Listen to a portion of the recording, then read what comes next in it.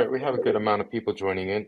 So what we'll do is we'll just get started and get right into it. So, hey everyone, and welcome to another great episode of Behind the Curtain Wall. If you're new here, we're glad you've joined us. This is a podcast where we dig into the stories, challenges, and innovations that are really shaping the world of building facades and glazing. Today, we're excited to have Bill Moore with us. Bill is a true veteran in the curtain wall and window wall industries. He's got decades of experience as a consultant, designer, and installer. He spent his career making sure building envelopes are not just functional but safe and also beautiful. So, from working on major projects to training technicians and tackling installation challenges, Bill's knowledge really runs deep. It's 40 years deep, right? Right, Bill? 51. 51 years deep. That's great. So in today's conversation, we'll talk a little bit about his journey, dive into topics like maintenance and safety, and some of the biggest trends shaping the future of curtain wall systems. So, Bill, thanks for joining us. I'm glad to be with you all. Excellent. So let's just get started with a simple question. What inspired you to pursue a career in curtain wall and glazing systems? I had a book in Iron Workers Union 272, and I was working on different projects. And one of them was 101 Bell Harbor, which was a new company. Okay. And, well, not a new company, a new building, rather. And it had set for a couple of years after I really had started on that building, and it was mostly a window wall system.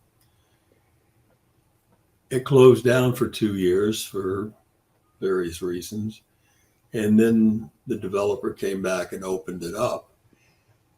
The fabricator of the window wall asked me if I would start a business and finish 101 Bell Harbor, which I did because I knew that I talked to the union and I was fine if I could hire union iron workers to finish it. After that, the building went very well. And because there was a union, because I was union, I was asked by many other developers to do work for them. Florida East Coast Properties was one of the other ones. Cadillac Fairview was one. Just many of them that I did. And during that time, meeting and working with different consultants, John Marcantonio Incorporated, who was vice president of General Bronze, which most of you probably don't know, but that was one of the main companies along with Conair that started Curtain Wall. From that, and I think John Medina knew John Marcantonio also, Bob Fisher, and quite a few of the other people who were in on the beginning of curtain walls. Mm-hmm. And it just went from there. I mean, you have a hands-on. I had at times over 200 employees on various jobs. Right. And Bill, let me ask you something, because right before we started the podcast today, you were mentioning that you started as an iron worker, correct? Right. When I got into commercial cladding, I was an iron worker. Now, I mean, I kind of find that fascinating. Is that a normal trajectory for somebody to go into curtain wall systems, to start from as an iron worker? Most definitely. Anybody who gets Glass and Glazing magazine can probably understand that every issue has a full page from the International Association of Structural and Ornamental Iron Workers, because that was one of the things. I could go anywhere in the country and do iron work or do work for window walls and curtain walls and get experienced people out of the union halls in different states and cities. Wow, okay. Now, John, how did you and Bill work together or meet? Well, I met Bill at the at Construction Research Laboratory, like Okay. I want to say about 30 years ago.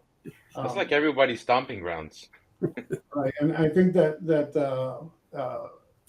Bill was always very warm for a young man. I've been in the business now for like 40 years, so I'm a little younger than Bill, and Bill was very kind and humble and always very sensitive to the younger dogs in at the laboratory, and you could always learn something from him, and he was very gracious always. So we always clicked, and over the years we've been on the same side, different sides.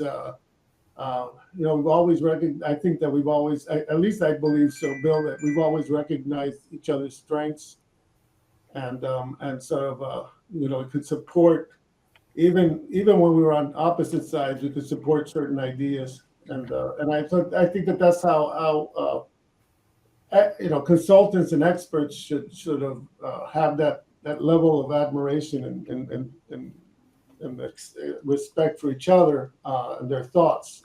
Um, and I think that one of the things I just wanted to comment on what Bill was saying, and something that's come up lately is that you know Bill came up through a very hard field of ironwork, right? And there's a lot of folks that you know um, become glazers, right? They're in the glazing industry, and they kind of we earlier had talked to John Runkle, and John said, you have to take all of these experiences and link them together from different jobs, and you Right. eventually become, the person you are, and it's not just one place where you get it from. And the industry, I think guys like Bill and I, we share this kind of common thing that we consider ourselves glaziers as much as consultants. We understand what glaziers have to go through. And there's a lot of folks that don't understand that necessarily, which perhaps are more at the level of a technician or a mechanic, but not necessarily able to sort of decipher the aspects of glazing in a way that could resolve big problems. And so I think that there's a lot to be said about how you kind of become part of this group that was able to be at construction research and make it a stomping ground. You almost had to be invited. You didn't just sort of show up and you became a glazer. You had to be invited. You had to go through a process. And here we're talking about this, many years later. At least it seems like a long time that we've been doing this stuff. Well, it's been a long time, and it doesn't slow down though. At my age, I was hired after a severe medical problem and thought I would retire, and Trimco reps came over here to Naples and asked me to go to lunch with them, and then they asked me if I'd consider working for anyone other than myself, and I said I would think about it. And along came CDC, and I went with them for 8.5 years and was all over the country in most every lab from Florida to Pennsylvania, test labs, and in and out of the country and everything else. The experience of installation, commercial installation, gives you an understanding that's a little different than most architects and engineers who haven't spent a lot of time in a test lab. And that was the situation with CDC, Curtain Wall Design Consulting. If anyone knows or doesn't know, that's the largest employee-owned consulting company in the world, actually, with offices in Korea and Australia and everywhere else.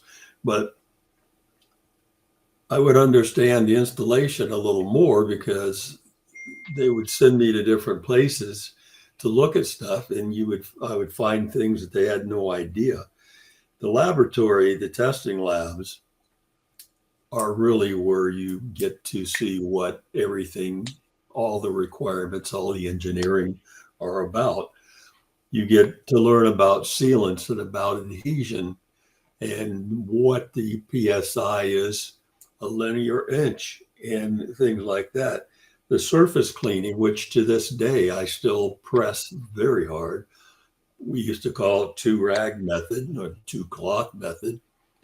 And right now I've got one glass change out going in a building here in Naples, but that's a $3.5 million glass change out. And the glass is all going back in structurally. And to explain to these young installers why it's so important to use the 2-cloth method, especially when you're using silicone as your method for securing the glass. And a lot of these lights of glass are insulated, laminated. They're over 320 pounds a light.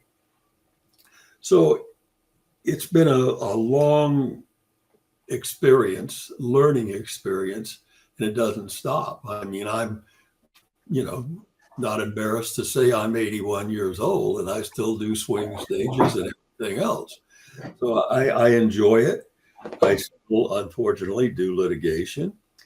I still write specs for waterproofing, for painting, for glass changeouts, things like that. And in this business, like any other business, everything continues to grow and move. The technology that's happened alone, just the technology alone. There's a building in Fort Lauderdale, the 110 Tower, that was started by a gentleman out of Canada.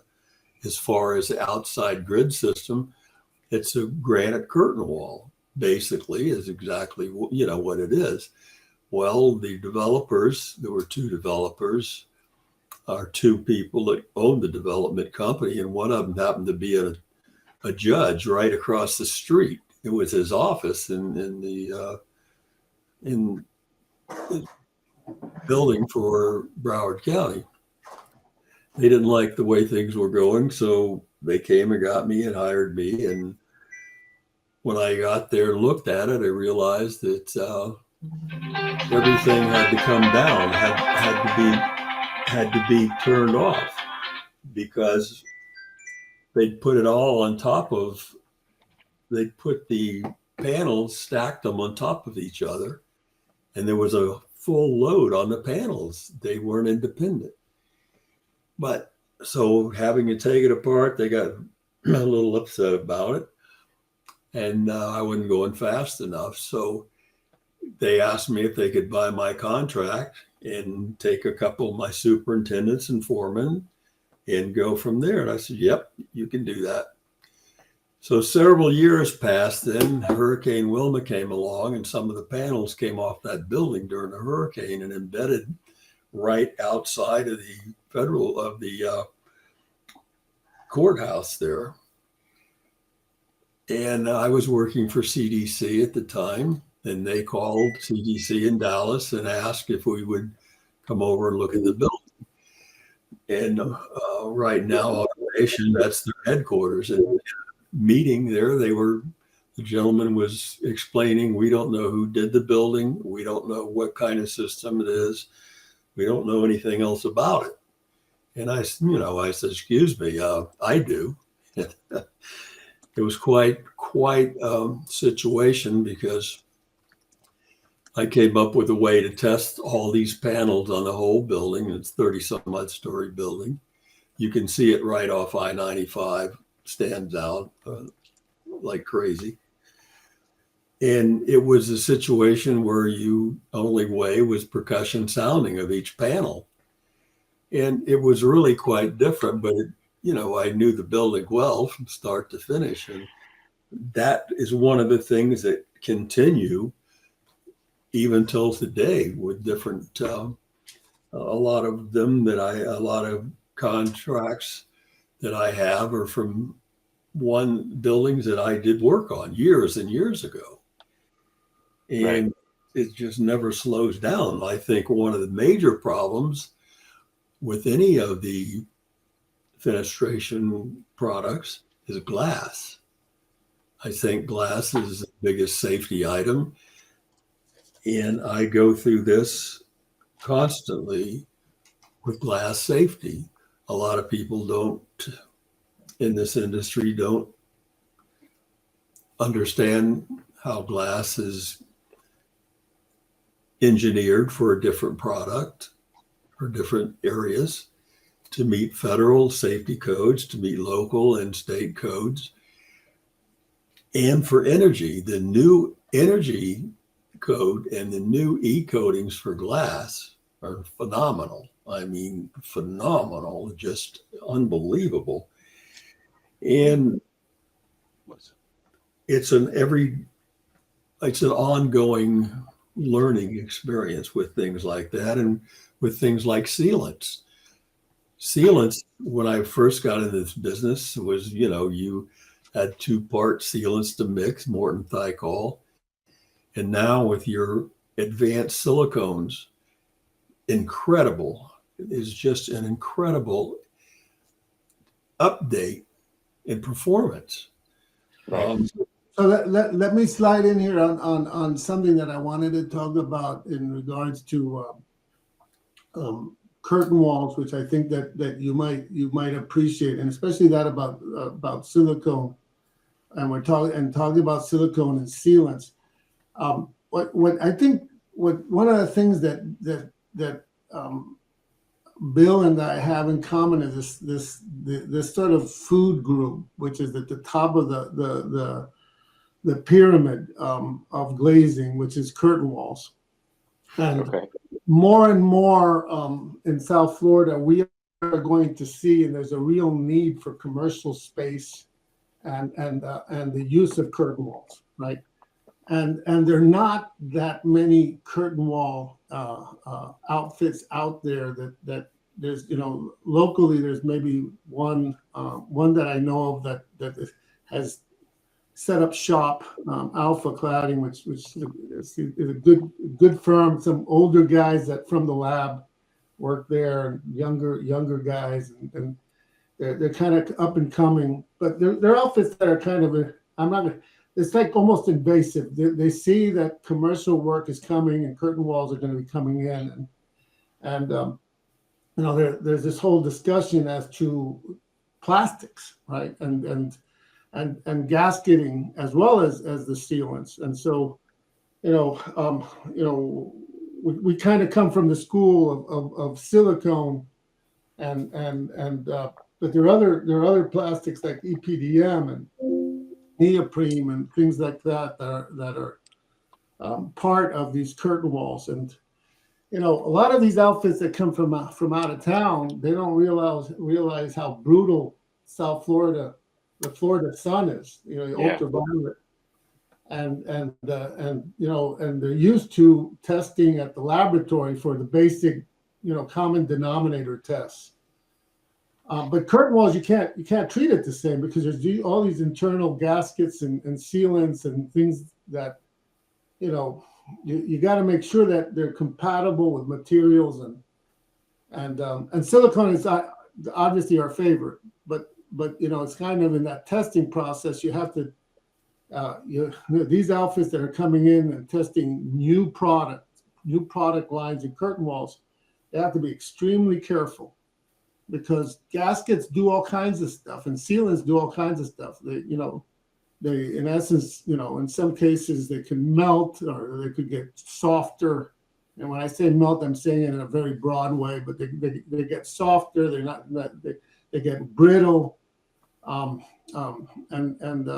that's true of different type of plastics that are used that connect curtain walls. And curtain walls are like stackable, right? Like to a certain degree, you have to have a gap between panels and so forth. But Right. But the gasketing, you can't see some of the gasketing, and they're internal. And these frames get really, really hot. And the glass gets really, really hot where the gaskets are and so forth. And then, you can have a change in temperature, when you get one of these squalls that come from the southeast. You can go from 105 degrees on the wall or 110 degrees to 60 in a heartbeat, right?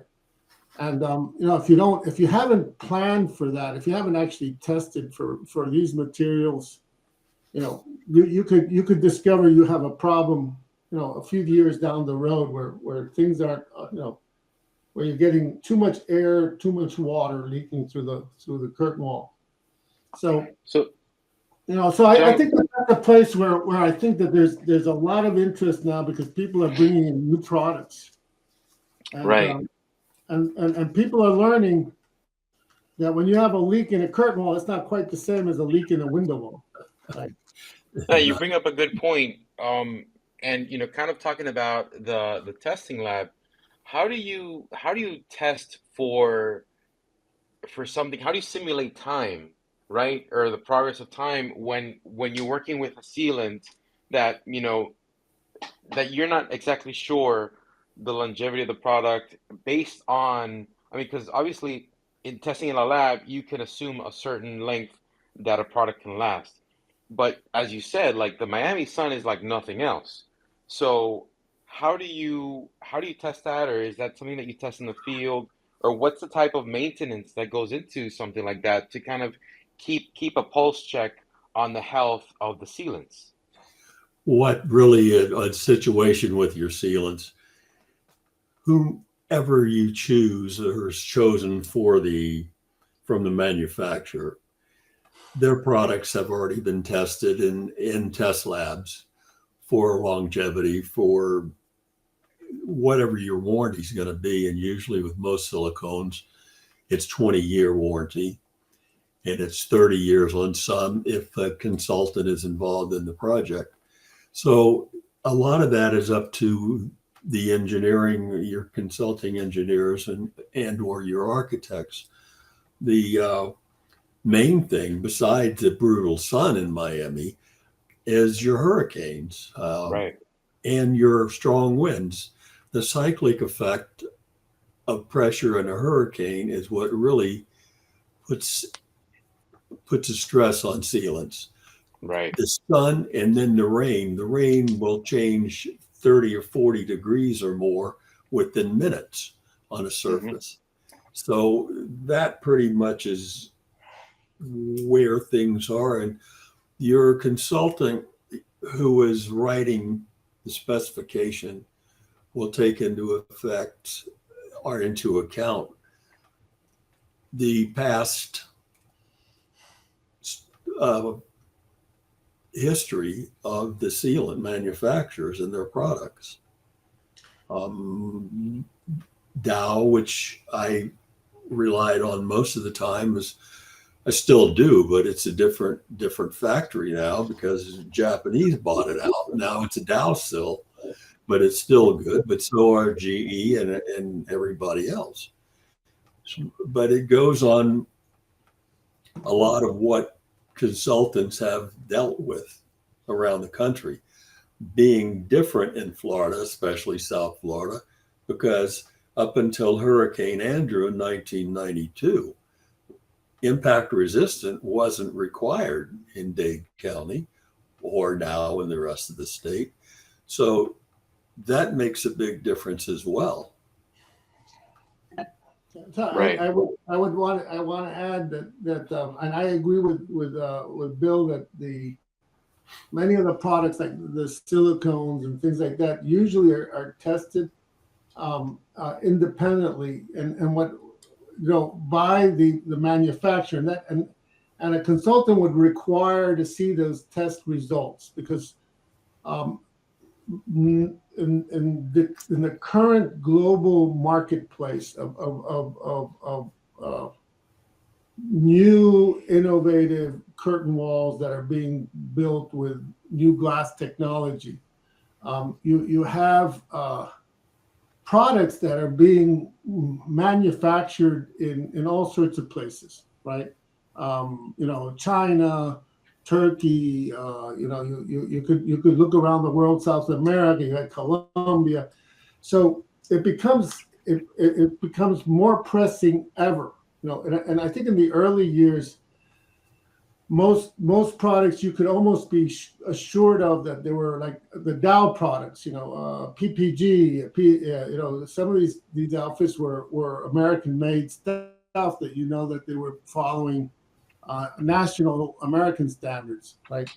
But some of these products that are being manufactured around the world, they may have a different set of rules, right? And so so the consultant like Bill and I would have to ascertain or get supporting information that, for instance, the glass, right? The glass, the sealant that makes up an IGU, a lighter glass, an insulated lighter glass, is appropriate, and the way that they put that sealant to become the barrier, the hermetically sealed barrier of an insulated lighter glass. That's that it actually meets our standards here in the United States. Well, that glass might be made in China, right? And the lamination, usually the lamination company has to be in Florida, has to be pre-certified from Florida that they can laminate.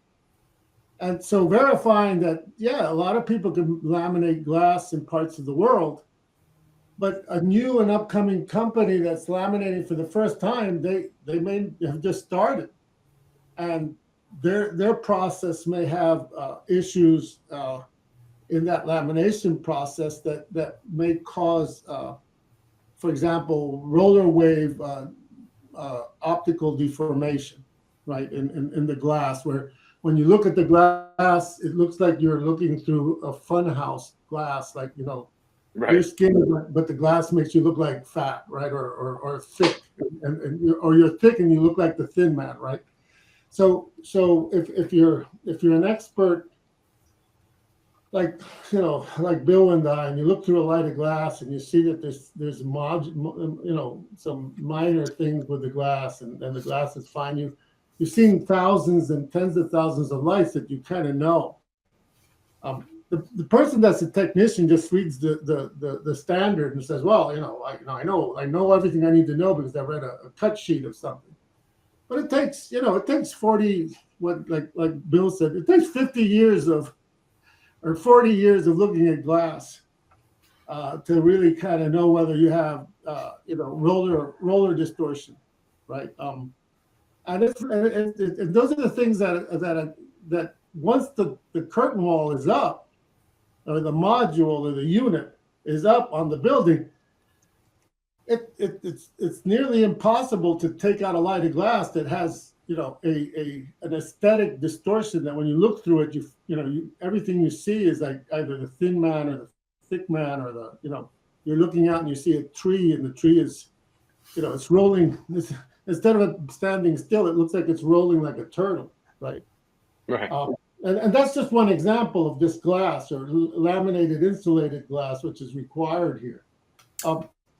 Not to mention that the band of the light that goes through the glass, you need to make sure that it's not hot enough that if you put it in an art gallery or something that it can affect the things inside. So the bandwidth of the glass with and the color gradation that you're looking through the glass takes into account keeping the heat out and not damaging the things inside, because the sun's so hot that it's changing. If you have artwork, it could cause a problem with something inside, right?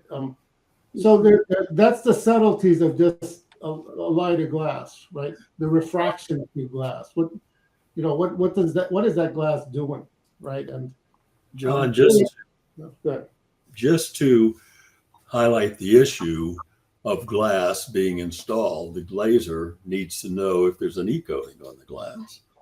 If there's an e-coating on the number 2 surface, depending on its insulated, laminated. And you turn that glass the wrong way and get the e-coating on the wrong surface, it'll destroy the glass. And this happens many times. It'll fry the laminate.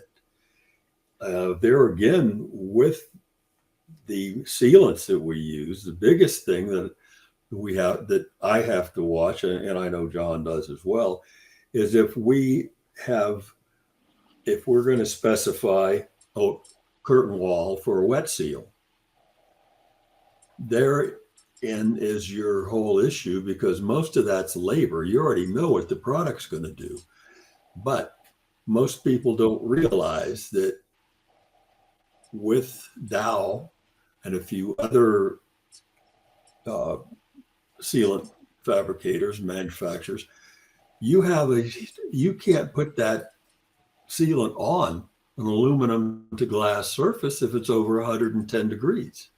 There's no warranty, because the adhesion will not be there, because it's too hot for the sealant to work properly. And that is a major problem with the wet seal that we have, is getting that on. With the glass itself, you have standards for viewing the glass, looking at contaminants in the glass. ASTM and has most of all of your recognition for. There's hair in the glass. Sometimes they're in the laminate. Sometimes there's pinholes. Sometimes there's fingerprints. And from 10 feet away, you judge all this stuff once it's in. And it gets to be a real problem, because once that glass is put in and you find a defect in the glass makeup, that glass has to come out and be replaced. So the whole thing is just really a never-ending inspection process.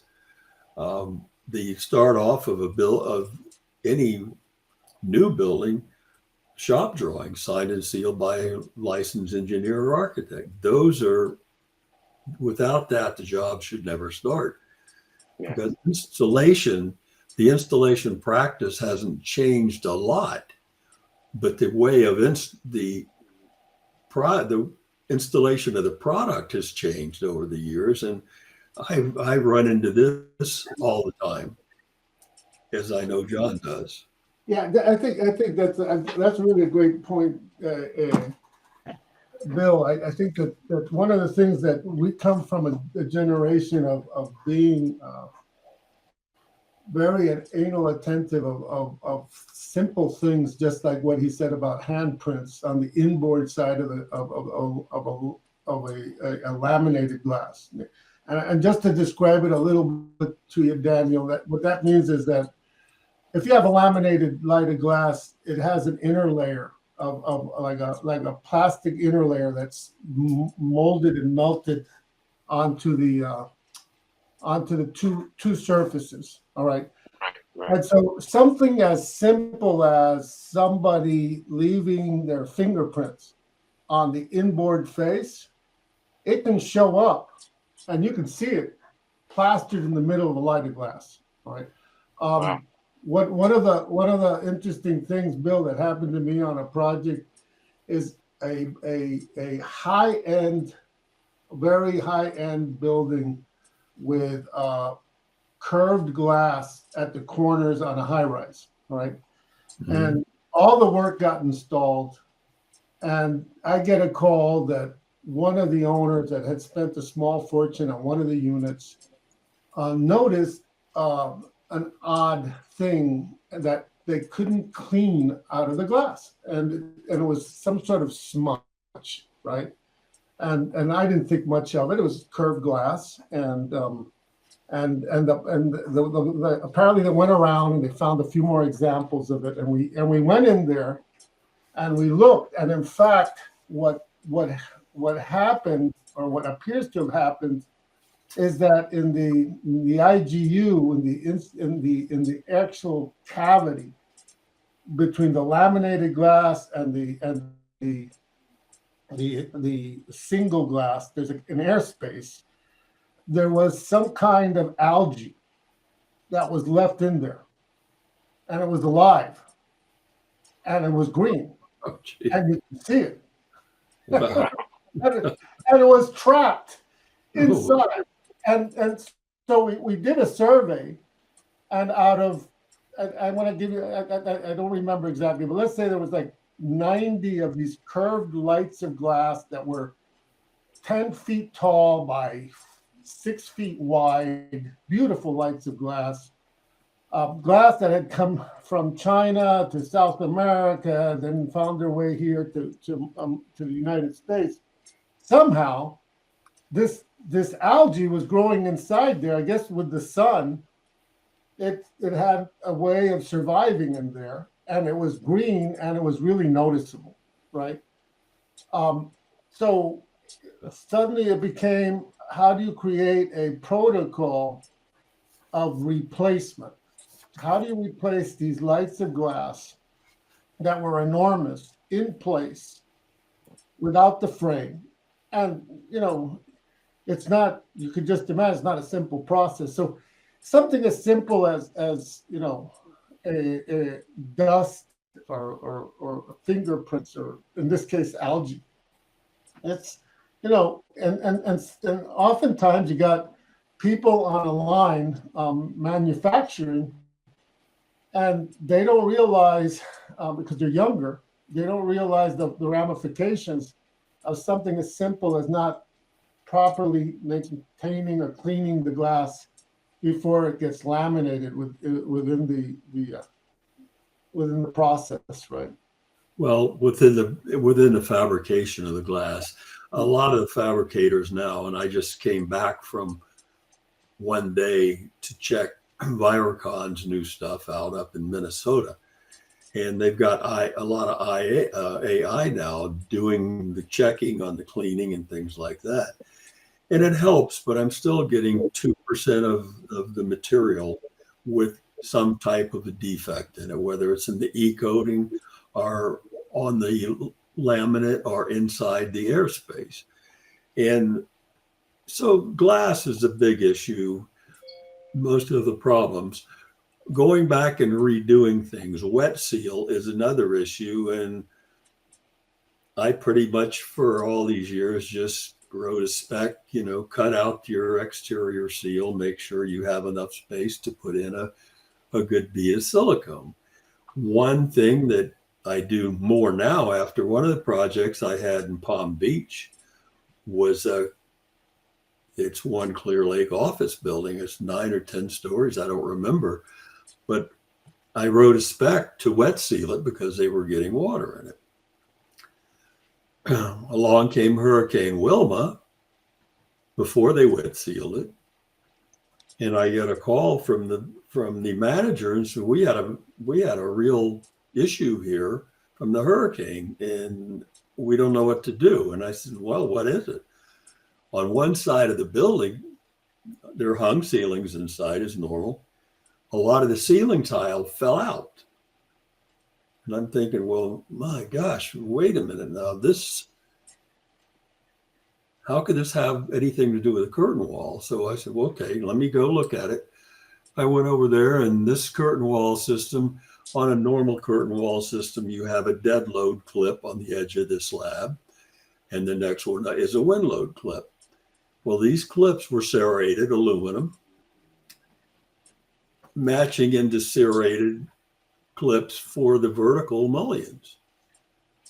The only thing was they were supposed to be held together with a bolt and a nut and a washer, a square washer that was serrated that would fit inside these grooves.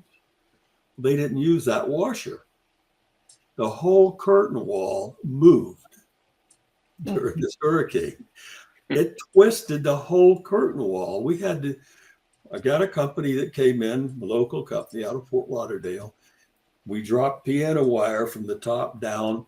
We had to use come-alongs from the inside of the building with a 2x4 across the base of the door opening. But that was something that was a big learning curve, because normally when I write a spec for a wet seal, I'm not paying that much attention to the original installation protocol. So that was a learning curve that, that I watch out for nowadays. So I think that there's the wet seal protocol that Bill brings up. It's it's an interesting. It's interesting when it comes behind it comes behind the installation of an NOA approved curtain wall. And Bill and I have been on different sides of this subject. I'm not going to mention any names, but there was this one particular project where if the code is in Florida, right, requires that the system be tested at a performance laboratory and certified, and to have an NOA. That's the design. There's a inherent conflict if you modify that curtain wall after it's been built with its NOA. The NOA kind of goes away because it's been modified in the field, right? So there's a technical, kind of a legal technical precedent that now, because the code is very specific, that you're supposed to build something as per the NOA, but then all of a sudden you realize that a system has a leak or leak problem or a systematic types of leaks. And the way it used to be done when there was no NOAs was that the fix was to wet seal all of the existing joints and to get the thing to stop leaking. That was always that was kind of the remedy, right? Right. It's a kind of a tricky situation where a curtain wall goes up and it doesn't perform as anticipated because the installation went in wrong or there was some kind of foul up, and so you find yourself on a slippery slope, right? You could get it to stop leaking, but then technically you're not compliant with the original design criteria that established the NOA that you could have expected on the curtain wall. So it's one of those where you got to be very, very, very careful with the law, the Florida Building Code, because you really don't want to change a whole lot.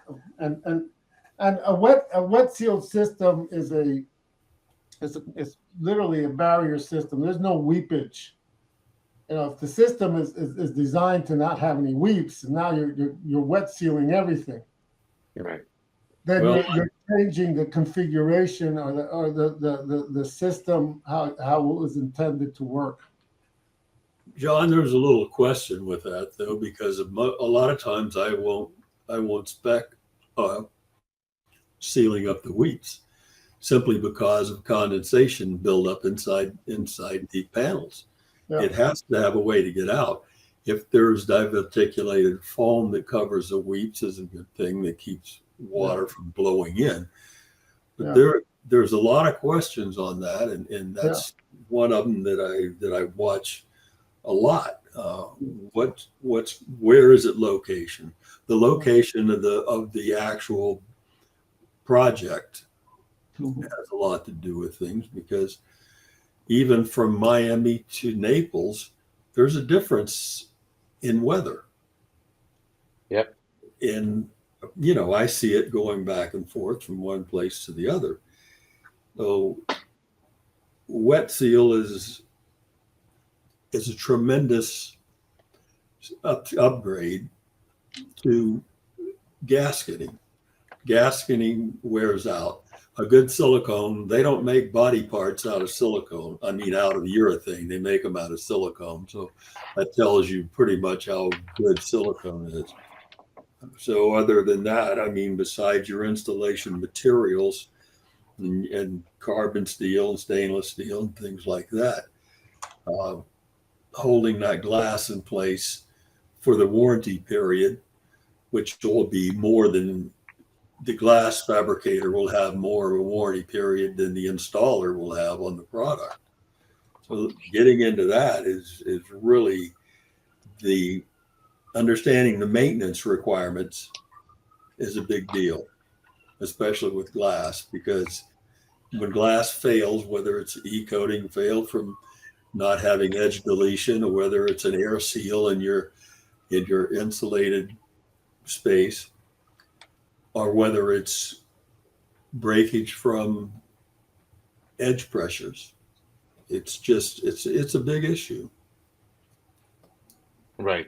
And John, you had mentioned last week when we had our meeting for this episode, it was an interesting point of view between you and Bill of when does it make sense to repair, whether it's a window or some type of glazing, as opposed to replacing it altogether. I think that's a subject that we're coming across now.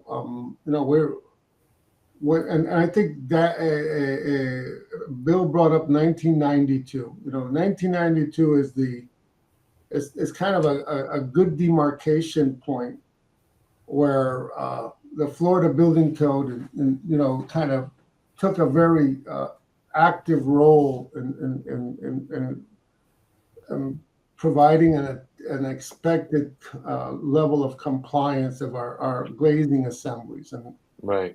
that happened with introducing code requirements, TAS 201, 202, and 203. That singular moment where testing improved glass technology. That was kind of the singular moment, right? So that's 1992, right? You're looking at 8 years plus 24, 32 years have gone by. Many of those early curtain walls that are about 32 years old, we're going to come up to about 40 years. And as Bill was telling you earlier, the warranty on caulking is 20 years, right? Glass lamination processes have gotten better. Spans of glass have become larger. There's an enormous amount of things that are happening. So there in South Florida, especially, those buildings are coming of age that life cycle is start getting close to almost the time to have to change systems out.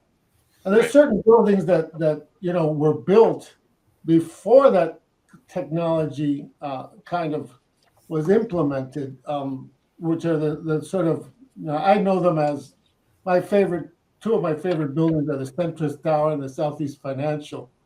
Their names have changed since, but those are kind of the two early forerunners of tall buildings. And if you go into them and you look at how many times they've recaulked joints and condition of the water issues that they may have, you'd be surprised to learn some things, right? So there comes a place where it becomes much more proactive to really start to incorporate, like a building that is now almost at 40 or 50 years old, that it's time to really start to think of no longer trying to extend the life of that, but instead replacement of those glazing systems, especially with newer and better things, right? The glazing assembly that was built 40, 50 years ago, they didn't have the glass technology, the laminations, the 0.090 and 0.060 laminates, that really make glass very, very strong. And they also didn't have the spans. You had the spans were not as tall and not as wide. And now lights and glass, and Bill will tell you that, they're like 6 feet by 10 feet or 6 feet by 12 feet. And yeah, they're really impressive in the catalog, but, there are issues with those large spans, and some of them are associated to distortion, right? And they're being tested now. I was over at Bill. I was at CRL the other day, and I looked at this light, which was 6 foot by 12 foot, was these very thin mullions, and I was impressed that they had passed their test at Construction Research. Oh, Well, it depends on where they go, because some of the stuff that I looked at, inspected in Washington, D.C. on K Street, I looked at their design pressures and they were 35 PSF. That's not even good for a shed in Florida. So yeah, absolutely. I Remember that I'm kind of talking about some of this stuff. I'm sort of actually directing it to the world we live in Florida, where everyone wants to live inside and see outside, like if they were outside. Cultures change. People want to enjoy outside from inside, right? They don't necessarily want to enjoy outside. And so they want large lights of glass, little frames, and they want sliding doors that are 6-panel, that never leak, and that the doors are easy to move, but they're 5-foot spans by 10 foot tall, very heavy. Exactly. And so you sit here as the arbiter of what's reasonable, right? And things are getting bigger and spans are getting larger, and less thickness, right? They don't want the heavy, thick frames. They want to comply with the deflection criteria on these lights of glass that have very little frame, and still meet plus 100 PSF, minus 100 PSF. That's it's a lot to ask for the epidermis to sort of the epidermis of the building to sort of work for you. Well, and that's where it is in a lot of the buildings now, curtain walls, window walls. This particular job that I'm doing now is a very substantial building. It's 26 floors, and there's 2 apartments per floor. Each of them are 12,600 square feet. There's 5 floors of apartments, and they're 22,000 square feet. The glass is insulated, laminated, and it's wore out. What's happened? The glass was installed the wrong way. The E-coating didn't have edge deletion, and it rusted, which if anybody listening doesn't understand that, the E-coating on a glass is a sprayed on metal. And that's what redirects the UV rays away in the summertime, and in the wintertime, the RD rays inside, it kicks them back in to keep the heat inside. The newer ones that are out now are just phenomenal, and it can save you 20 to 30% on your electric bill for your air conditioning. So these projects are worth putting in new glass instead of taking out the window wall, curtain wall design, because they're strong enough, and the aluminum panels were installed with 300 series fasteners, so they are workable. But as John was saying, when you start getting into some of these things that are 30 years old or so, and they're inside glazed, and all the material on the inside, all your bolts were carbon steel or rusted into one big ball. It's time to take it out and replace it. And Bill, I think it's interesting. I'm going to go into the weeds a little, because I'm interested in what Bill was just saying about edge deletion. Why don't you describe to the audience what E-coating is, and how that when it's in the wrong position, it causes the glass, the the material to fry.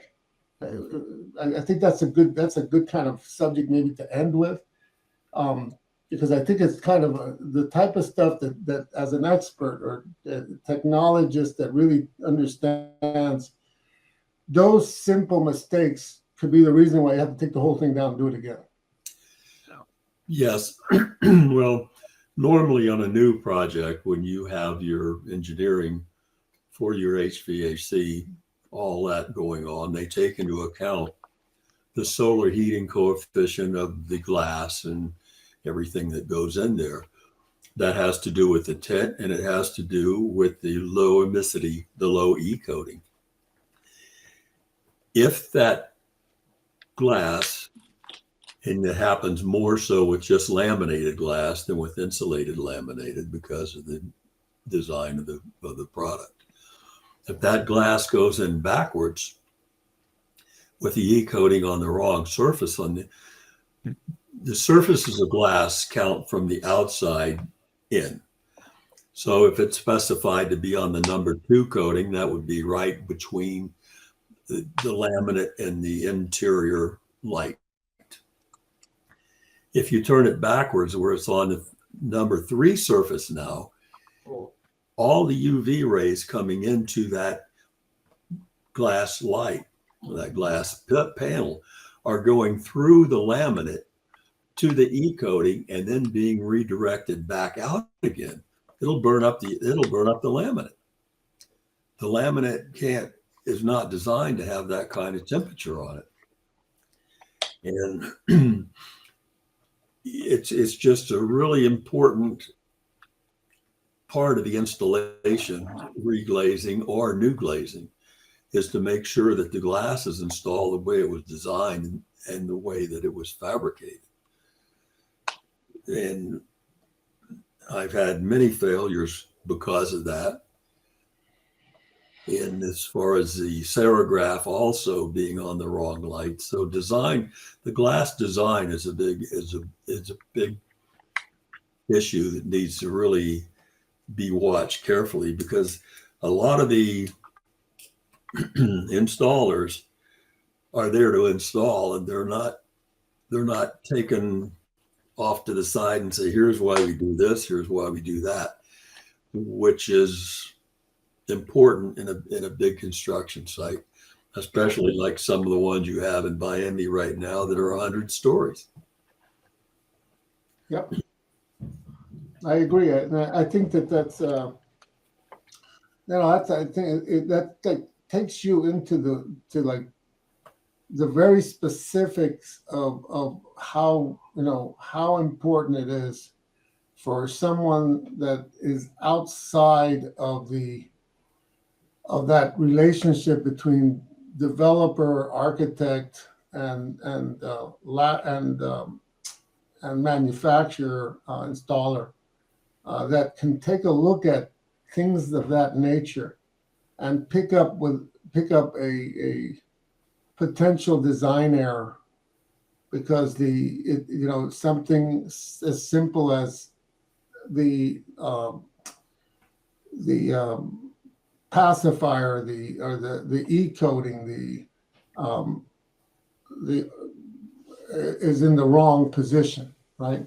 Those are the simple things that the cost of a consultant on a job is minuscule compared to an investment of $20-30 million in a curtain wall, and making sure that you don't have to come back and have to replace every light of glass because the coating is on the wrong side. John, while we're on the glass, there is another big issue that I've found many times, and especially with insulated laminated glass. The federal safety code for safety glass is pretty straightforward. The outside light has to be, if it's exposed to anything, if it's a curtain wall running next to a balcony, or if it's a window wall ending on a balcony,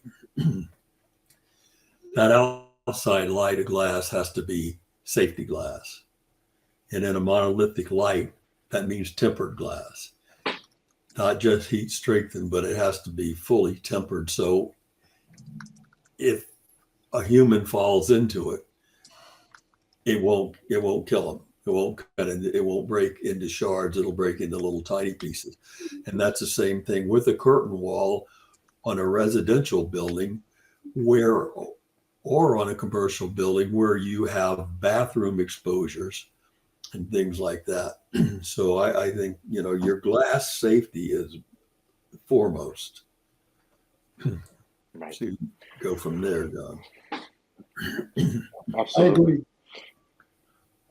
Well, gentlemen, I think this rounds out another great episode. Bill, thank you so much for sharing your expertise and giving us such a deep dive into your experience in the curtain wall system. Well, my pleasure. There's a lot of it.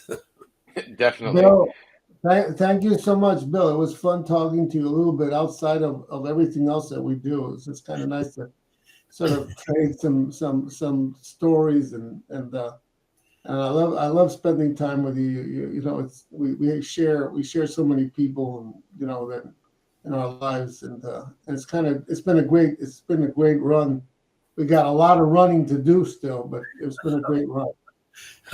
It's catching up with me, John. You're a horse. You keep going. You keep on ticking. God bless you. Well, thank you. It's been fun, guys. Enjoyed it. Absolutely. Thank you both. And to our listeners, thank you for tuning in. If you enjoyed this conversation, make sure to subscribe and follow us online, and you'll be able to hear the recording of this podcast later on this week. Until next time, everyone, take care.